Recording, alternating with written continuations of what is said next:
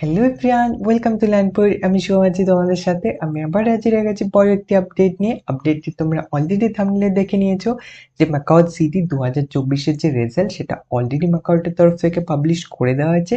So that's mean এখন আমরা log in করে আমাদের যে র্যাঙ্ক কার্ড রয়েছে সেটা ডাউনলোড করতে পারবো এবং দেখতে পারবো যে আমরা কত র্যাঙ্ক করেছি। যেমনটা আমি তোমাদের যে আমার ম্যাকাও সিটি রেজাল্টের উপর প্রিভিয়াস ভিডিও ছিল সেখানে ডিসকাস করেছিলাম যে ফার্স্ট উইক বা সেকেন্ড উইকের মধ্যে চলে আসতে পারে। দেখতেই পাচ্ছ ওনারা কিন্তু সেকেন্ড উইকের মধ্যে ম্যাকাও সিটির যে রেজাল্ট সেটা অলরেডি পাবলিশ করে দিয়েছে।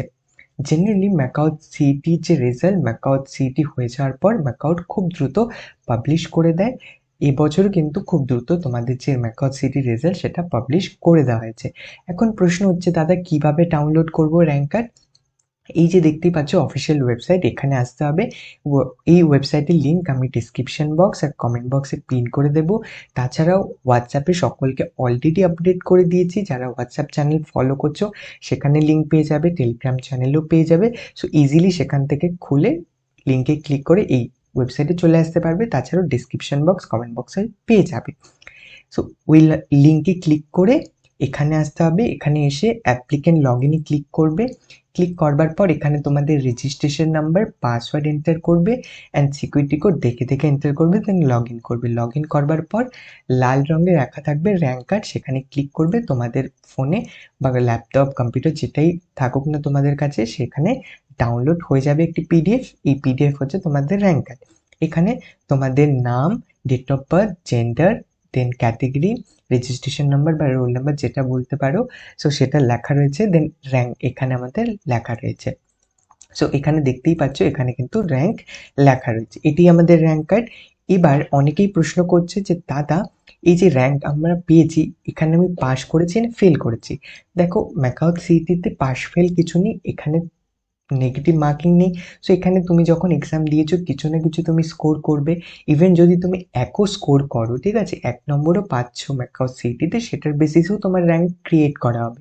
সো এখানে র্যাঙ্ক যত কম আসবে তত বেশি চান্সেস রয়েছে যে তোমার কলেজ পাওয়ার, ঠিক আছে, ম্যাকাওটি ইন হাউস ক্যাম্পাস, ভালো যে প্রাইভেট কলেজগুলো বা in house campus power probability বেড়ে যাবে। ঠিক আছে, যত কম র্যাঙ্ক তোমার হবে। সো এই র্যাঙ্কই কিন্তু তোমাদের নাম্বারের বেসিসে তৈরি করা হয়। এমন নয় যে তুমি ফেল করেছো পাস করেছো, এখানে সবাই পাস, ঠিক আছে। আবারও বলছি এখানে সবাই পাস, এখানে ফেল কিছু নেই, ফেলের কনসেপ্টই নেই। এখানে জাস্ট র্যাঙ্কের কনসেপ্ট রয়েছে। যত কম র্যাঙ্ক তত ভালো কলেজ, ঠিক আছে। যত বেশি র্যাঙ্ক তত মানে সেরকম ভালো কলেজ পাওয়া কিন্তু সেক্ষেত্রে ডিফিকাল্ট হয়ে যায়, যেহেতু র্যাঙ্ক অনেকটা পেছনের দিকে থাকে। সো র্যাঙ্কই আমাদের সবকিছু ডিফাইন করবে, এখানে পাস ফেল কিছু নেই, সবাই পাস এখানে। I hope clear. এখানে আরেকটা প্রশ্ন সবার মাথায় চলছে, দাদা ইডাব্লিউএস কি? ইডাব্লিউএস হচ্ছে ইকোনমিক্যালি উইকার সেকশন, অর্থাৎ যারা জেনারেল ক্যাটেগরি থেকে বিলং করে, এসসি এসটি বা ওবিসি কোনো ক্যাটেগরি থেকেই নয়, জেনারেল ক্যাটেগরি থেকে, স্টিল ওনারা কিন্তু আর্থিকভাবে যে দুর্বল পরিবার থেকে বিলং করে। সো সেক্ষেত্রে ইডাব্লিউএস সার্টিফিকেটের জন্য কিন্তু অ্যাপ্লাই করতে পারে, ঠিক আছে। সেক্ষেত্রে আর্থিকভাবে উইকার সেকশন হলে ইডাব্লিউ সার্টিফিকেটের জন্য অ্যাপ্লাই করে যদি ইডাব্লিউ সার্টিফিকেট তাদের কাছে চলে আসে তাহলে তার ইডাব্লিউএস ক্যাটেগরিতে পড়ে, যেটা হচ্ছে ইকোনমিক্যালি উইকার সেকশন বলা হয়ে থাকে। সেটা একটা নতুন ক্যাটেগরি বলতে পারো, যেমন আমাদের SC ST OBC A OBC B রয়েছে, তারপরে ইকোনমিক্যালি উইকার সেকশন রয়েছে। জেনারেল যে স্টুডেন্ট বা ক্যান্ডিডেট তাদের জন্যই বানানো হয়েছে, বাট যারা আর্থিকভাবে দুর্বল, ঠিক আছে, তাদের জন্য। সো ইডাব্লিউএস একটি ক্যাটেগরি। আই হোপ তোমাদের কাছে ক্লিয়ার বিষয়টি। সো এই হচ্ছে র্যাঙ্ক, এটা দিয়েই কিন্তু আমরা কাউন্সিলিংয়ে পার্টিসিপেট করব। তাছাড়া যারা তোমরা কলেজে গিয়ে অ্যাডমিশন নিতে চাইছো, ঠিক আছে, বুক করে এসছো, সো এই র্যাঙ্ক কার্ডই কিন্তু কলেজের প্রয়োজন। এটা নিয়ে যা যা ডকুমেন্টস চাইছে, ঠিক আছে, সাবমিট করে দাও। রেজাল্ট চলে এসছে, র্যাঙ্ক কার্ড চলে এসছে। এবং যদি বুক করে থাকো, কাউন্সিলিং পার্টিসিপেট না করতে চাইছো, তাহলে র্যাঙ্ক কার্ড জমা করে অ্যাডমিশন নিয়ে নেবে, ঠিক আছে।